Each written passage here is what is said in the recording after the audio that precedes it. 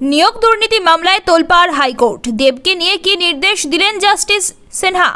2024 লোকসভায় রেকর্ড ভোটে জয়ী হয়ে তাক লাগিয়ে দিয়েছেন সকলকে।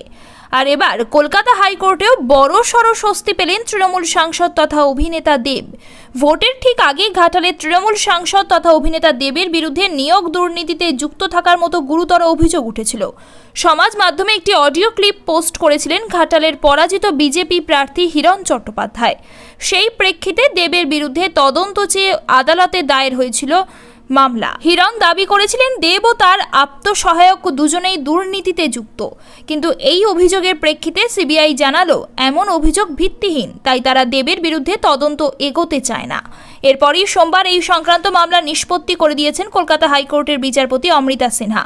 প্রসঙ্গত নির্বাচনের আবহে সমাজ মাধ্যমে অডিও ক্লিপ পোস্ট করে হিরণ দাবি করেছিলেন সেখানে টাকার বিনিময়ে চাকরি নিয়ে আলোচনা করা হয়েছে। সরাসরি দেব এবং তার আত্মসহায়কের বিরুদ্ধে অভিযোগও তোলা হয়। সেই অডিও সিবিআই এর কাছেও জমা করা হয়। ওদিকে আবার দেবের বিরুদ্ধে হাইকোর্টে মামলা দায়ের করেছেন বাপ্পাদিত্য ঘোষ নামের এক ব্যক্তি। ঘটনার প্রকৃত সত্য কী তা জানতে চেয়ে সিবিআই তদন্তের দাবি জানিয়েছেন তিনি। এরপর বিচারপতি অমৃতা সিনহা নির্দেশ দেন সিবিআই এর কাছে যে অভিযোগ এসেছে সেই বিষয়ে তাদের নিজেদের অবস্থান জানাতে হবে। কেন্দ্রীয় এজেন্সি যদি চায় তাহলে বিষয়টি খতিয়ে দেখার পর সংক্ষিপ্ত রিপোর্টও দিতে পারে। সোমবার হাইকোর্টের নির্দেশ মতো রিপোর্ট দিয়েই সিবিআই জানালো দেবের বিরুদ্ধে ওঠা অভিযোগ ভিত্তিহীন। এর আগেই অডিও প্রসঙ্গে দেব বলেছিলেন, আমি এই ভাইরাল অডিও নিয়ে এফআইআর করছি। তাদের চিহ্নিত করার জন্য ইডি, সিবিআই, এফবিআই যেখানে যা আছে ডাকা হোক।